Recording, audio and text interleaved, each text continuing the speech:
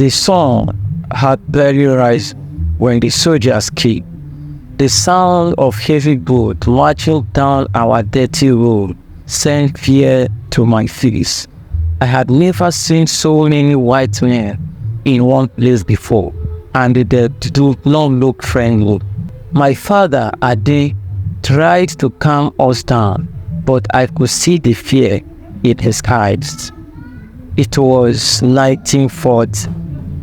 The world was at war, but we were just a small family in Abeokuta, Nigeria. We had nothing to do with it, and so I thought. I am Adebayo, the eldest son of Ade and Sola. I was 15 at that time. Our village was peaceful before the war started. We found cassava and yams, traded in the market, and lived close to the farm. My younger brother, Yinka, always followed me around, and our little sister, Bola, loved to chase the chickens in our compound. Life was simple, but it was all we knew. Then the British soldiers arrived, and everything changed. They came with orders. The white men needed soldiers, and they didn't care that our life had nothing to do with their war. They spoke English, a language we did not fully understand, but the message was clear. They were taking men from our village to fight in a war far away, in places we had never heard of. My father was one of those men. I remember the day he left, as if it happened just yesterday. My mother, seeing Sola, wept, clutching my father's hand, begging him not to go, but the soldiers had gone, and there was no choice. My father hugged me tightly before he left. He told me, Adebayo, you are the man of the house now. Take care of your mother and your siblings. And then he was gone. Weeks passed, then months. Life without my father was hard. I had to grow up quickly, helping my mother with the farm and taking care of Yinka and Bola. My mother was strong, but I could see how the worry was eating her up. Every night we prayed that my father would return.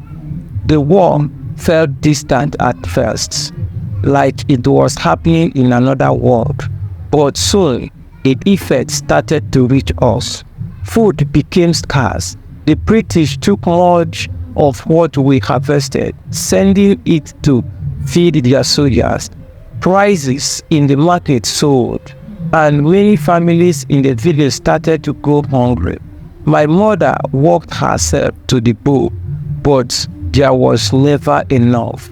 Then news came that some of our men, including my father, had been sent to fight in Burma. I didn't know where Burma was, but I knew it was far. The villagers whispered about how many had already died, how the white man's war was claiming our people.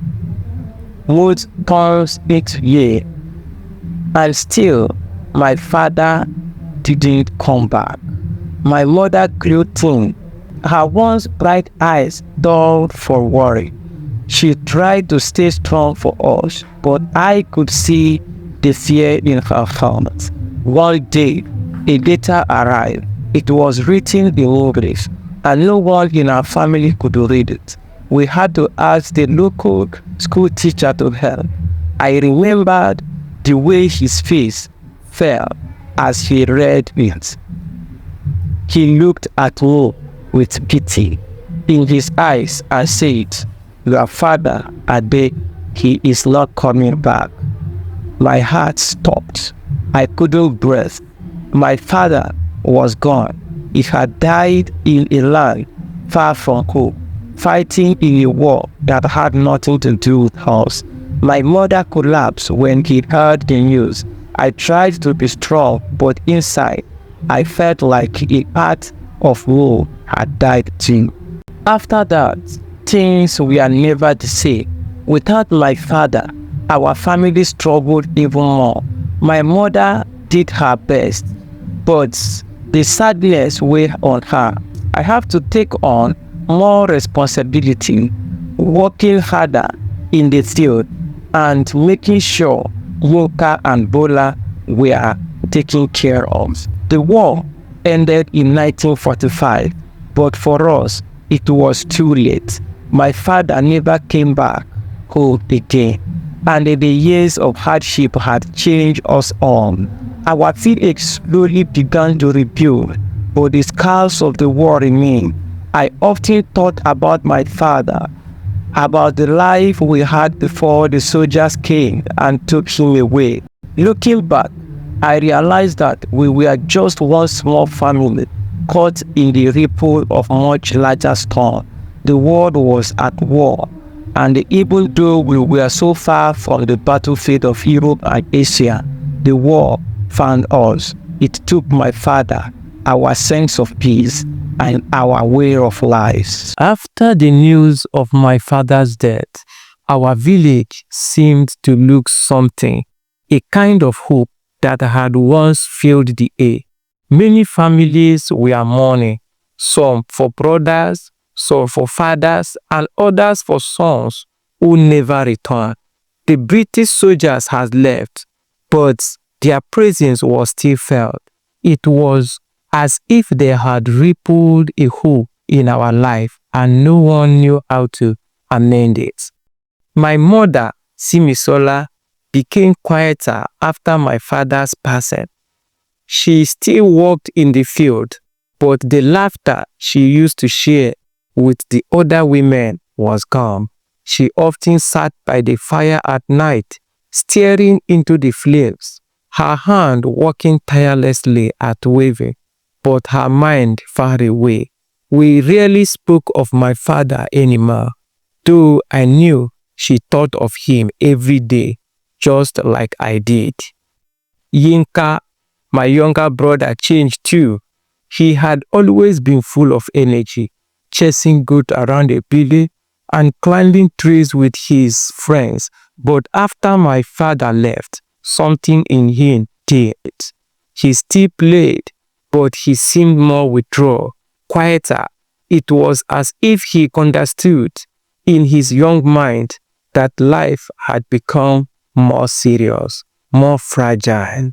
I tried to be there for him, to fill the gap our father had left, but I wasn't the same. I was just a boy, forced into man's role too early. One day, an old man from a nearby village came to speak at the market. He had served as a soldier in the King's African Rifles during the war and returned with stories that chilled my blood. He told us of the brutal fighting in Burma, where the thick jungle swallowed men rule.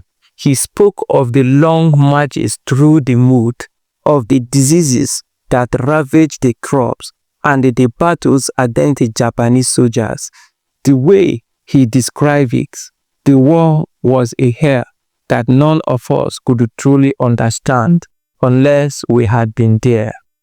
It was not our fight, the good man said, his voice trembling with age and memory, but we fought it, and many of us never came back. Hearing his stories, I felt a strange mixture of anger and sadness. My father had died in a place he didn't even know existed, for a cause that wasn't his good. The white man's war had taken him from us, from our family, and I couldn't understand why. Why had they come to our village? Why had they forced our land to fight for them? I carried these questions with me as the years passed. The war was over, but the effect lingered. The British still controlled our land, and though life slowly returned to normal, there was always the shadow of what we had lost. My mother continued to work, though age and grief had begun to weigh her down. Yinka and Bola grew, but they never knew the world we had before the war. One afternoon, I found my mother sitting outside our hut, her hands in her lap, staring at the sky. She looked older than I had ever seen her. Her once dark hair streaked with gray. I sat beside her in silence for a long time before she finally spoke. "Your father was a good man," she said softly, her voice filled with a quiet sadness. "He didn't deserve what happened to him. None of them did." I nodded, unsure of what to say. There was no word that could bring him back or ease the pain we had lived with for so long. "They said the world is over," she continued, "but it will never be over for us. We lost too much." I knew she was right. Even as the world moved on, we carried the weight of what had happened. The British had promised independence after the war, and there were rumors that it might happen soon. But that didn't bring my father back. It didn't heal the wound the war had left on our village, on our family. When Nigeria finally gained independence in 1960, there were celebrations in the streets. People sang and danced, rejoicing at the thought of freedom. But for me, it was bittersweet. I couldn't help but think of my father, of all the men who had fought and died for a foreign power, never to see their homeland freed.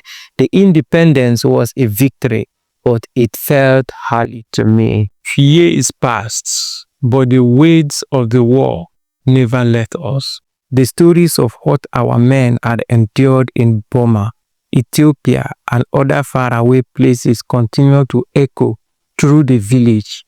Every family had someone to mourn, someone whose memory was kept alive through stories.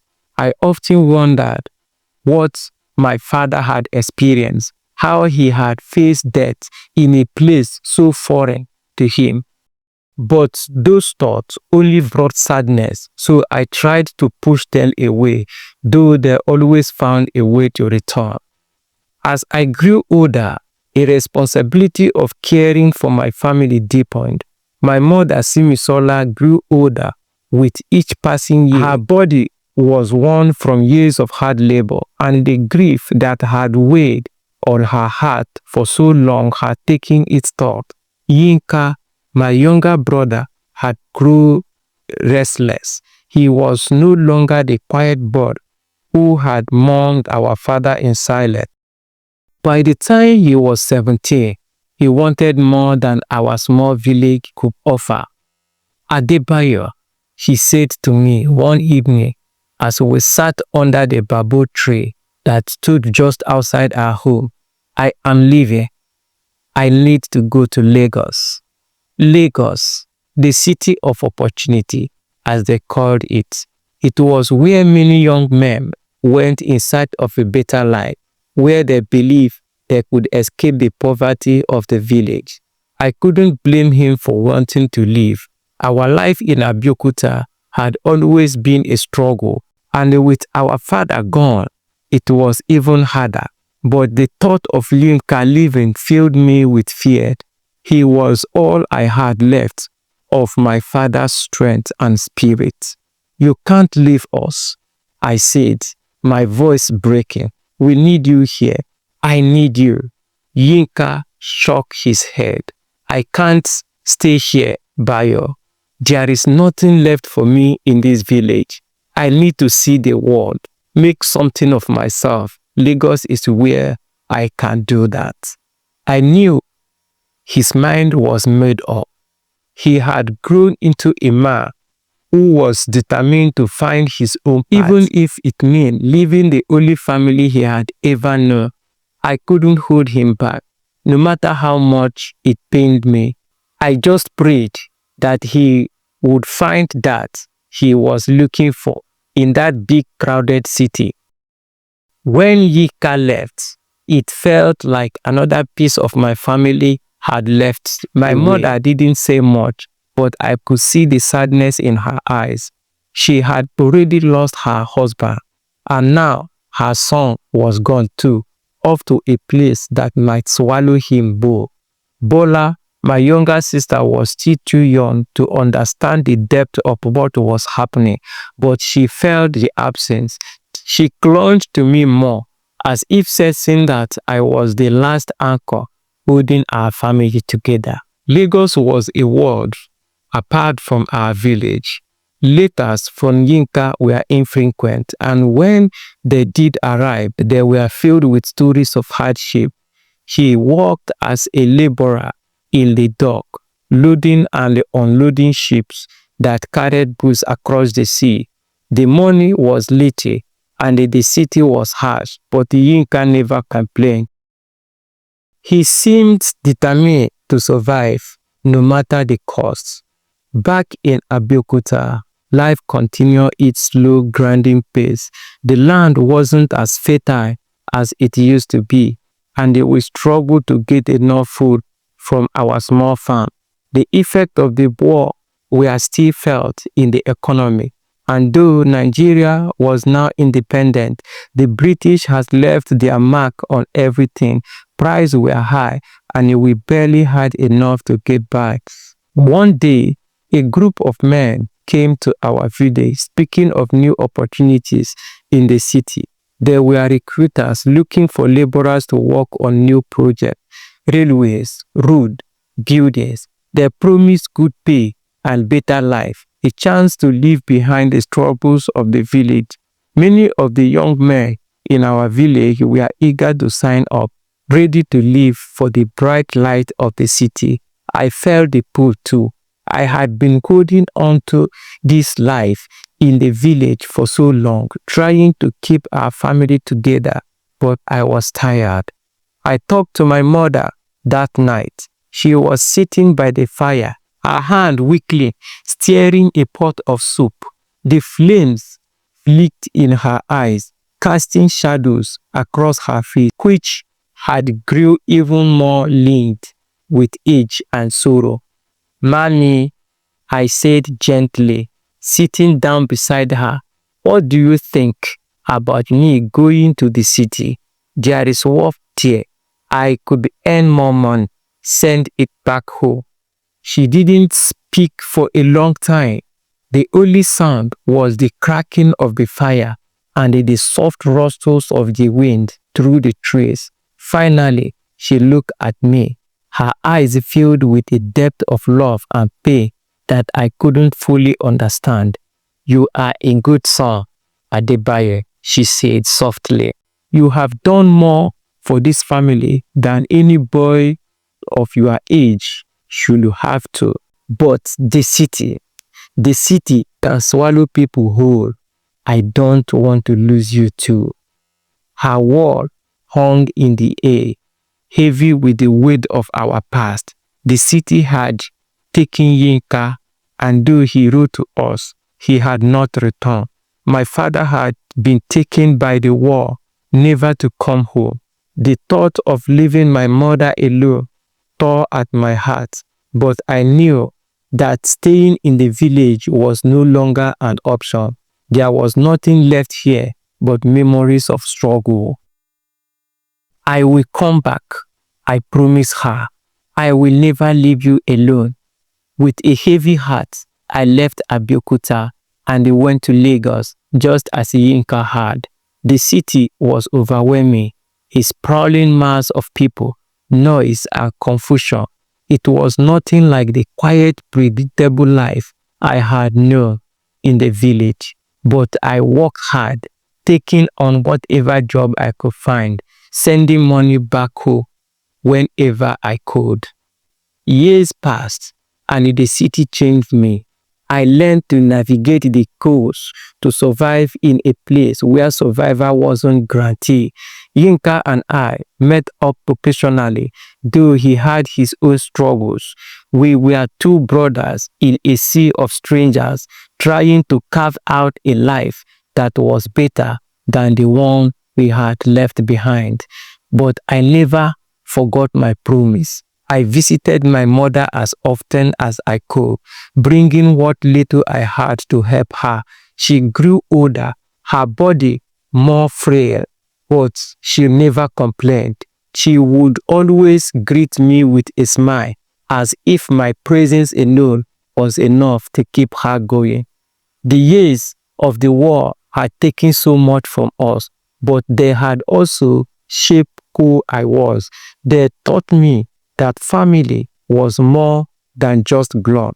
It was the sacrifice we made for one another, the promise we kept, even when the world seemed determined to tear us apart.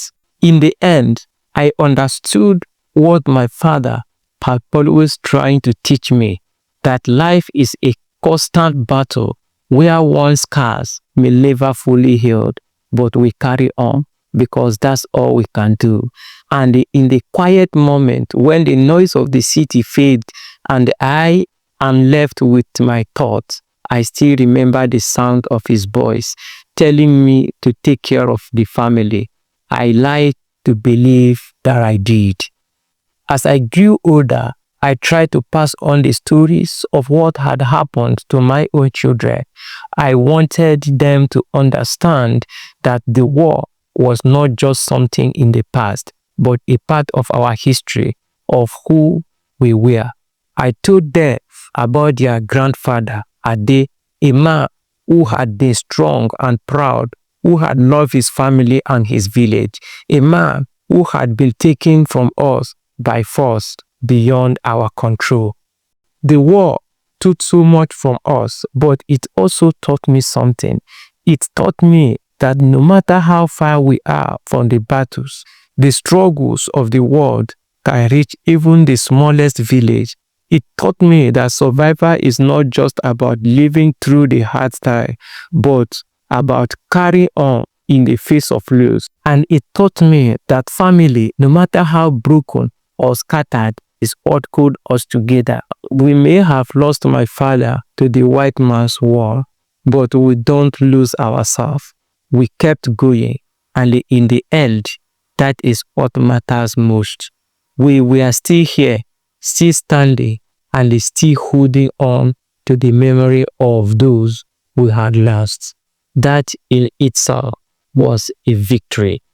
This is the end. Thanks for watching. This is the end of the story. I believe you enjoyed this story. Stay tuned for more history and culture of Africa. Please do well to like, share, and subscribe to our channel so you cannot miss out of all interesting histories and cultures of Africa.